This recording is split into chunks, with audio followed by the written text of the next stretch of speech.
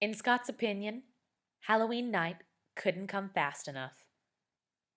He'd been waiting for the spooky night for so long that when it arrived, it felt unreal. "This is the best day of the year," Scott shouted as he led Blue to his room. Blue was dressed as a blue alien. His costume consisted of an old jumpsuit and a hat with two pipe cleaners used as antennas. "What about Christmas?" Blue asked with a laugh. "Well, that's my second favorite holiday." "You really are weird," Blue commented. "So, are you going to tell me what your Halloween costume is?" "Why tell you when I can show you?" "I'll be back in a minute," Scott replied, before disappearing into the bathroom with a large black bag. Scott reappeared a minute later. When Blue saw his friend in the costume, he burst out in laughter. "What's so funny?" Scott demanded. "You're a pumpkin!" Blue cried in between hysterical fits of laughter. "Isn't it great?" Scott asked, while walking up to the full-length mirror and looking proudly at himself. "I made it myself." Scott wore a large orange ball with 4 pieces of black fabric sewn on to make the eyes, nose, and mouth. A pair of green stockings and a green stump on top of his head completed the ensemble. It really is something else." He knew his friend loved pumpkins, but this was over the top. "Scott, are you ready to go trick-or-treating?" Nikki asked, barging into his room. When she saw Scott in the pumpkin costume, her cheeks turned bright red. "No," she said breathlessly, as if she'd just witnessed something horrible. "No, no, no. There is no way I'm going to be seen with you like that. You look like a fool." "That's pretty harsh," Blue commented. "It's the truth. My brother is clinically insane." "No, I'm not," Scott said angrily.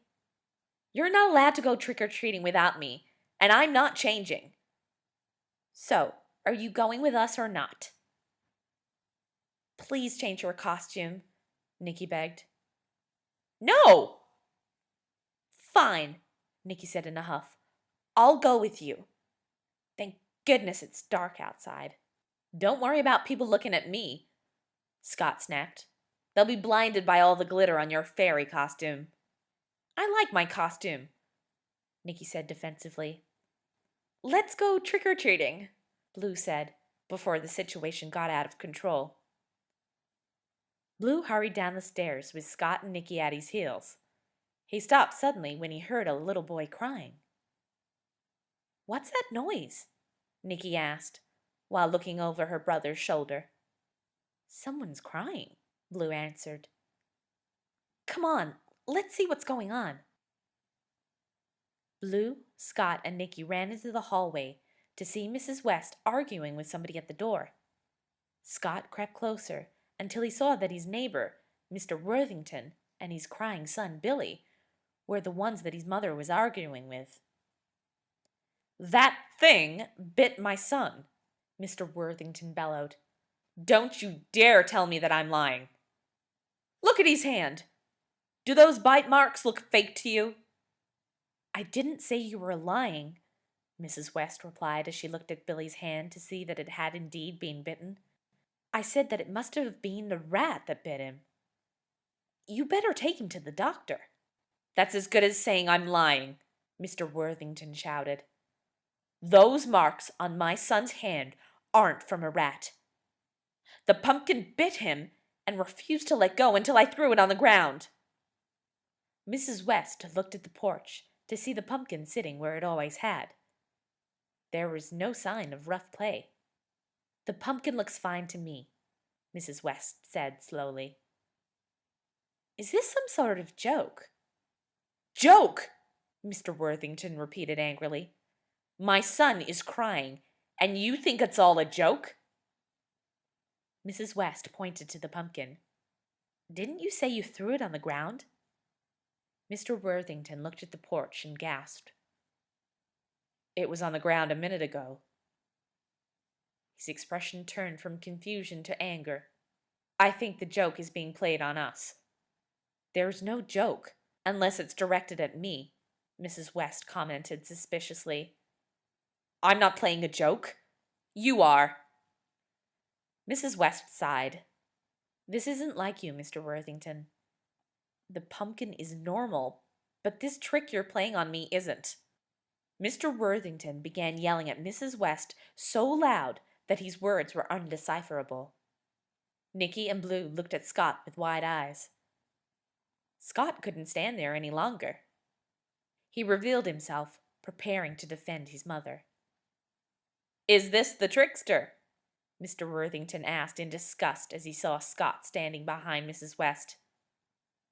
I can see from your silly get-up that you're an avid pumpkin fan. Tell me, Scott, how did you rig your pumpkin to bite my son? I didn't, Scott answered truthfully. Mrs. West looked seriously at Scott. She had tears in her eyes as she asked, You didn't touch that pumpkin, did you? No. I believe you. Mrs. West turned to Mr. Worthington. If my son says the pumpkin wasn't rigged, then it wasn't. I think you should leave now. I'd be happy to get away from your insane family, Mr. Worthington stated, before picking up his son and walking away in a dignified manner. What was that all about? Blue asked curiously. I'm not quite sure, Mrs. West replied unhappily. She tried to suppress the tears that threatened to flow down her face, but was unable to do so. We've never fought with the Worthingtons before. They've been good neighbors to us for over 5 years. So why the sudden change? I don't know, Scott answered truthfully, placing his arm around his mother. Maybe it was all a joke. I don't think it was, Mrs. West said between sobs. I saw Billy's hand, and it was definitely bitten. Well, his hand must have been bitten before he came to our house, Scott said, leading his mother towards the living room where they all sat down. Please don't cry. I'll get the door, Blue said, getting up to hand candy to the trick-or-treaters. When Blue returned, he looked very pale. He mouthed the words, I need to talk to you, to Scott. Scott nodded, indicating that he understood. Go to your room and lie down, he suggested to his mother. Dad should be home from the office at any minute. Mrs. West nodded, while taking the hand Nicky offered her. What do you need to tell me? Scott asked when he and Blue were alone. The trick-or-treaters who were just at the door said something weird about your pumpkin. What did they say? They said it had cool special effects. Scott felt a shiver go up and down his spine. Something is wrong with that pumpkin. Very wrong. Scott, where are you going? Blue called as Scott ran from the room and out the front door. Scott said nothing as he lifted the pumpkin and carried it into the backyard. What are you doing? Blue demanded. I'm burying it. Why? What's wrong with it? I don't know, Scott said shakily as he retrieved a shovel from the shed and began digging in the garden. That's why I'm so concerned. Blue looked at the lifeless pumpkin which lay on the ground.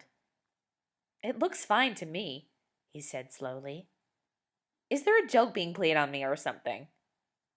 There's no joke, Scott yelled. Scott continued to dig furiously until the hole was 3 feet deep. Then he took the pumpkin and threw it in the hole. Scott piled the dirt on top of the pumpkin and then smoothed the ground. He placed the shovel in a shed and walked silently back to his house with Blue. What just happened? Blue asked, finally breaking the eerie silence. I'm not sure, Scott answered in a calm voice. Whatever was going on, it's over. And whatever it was, it's gone. Let's just forget about this night, okay?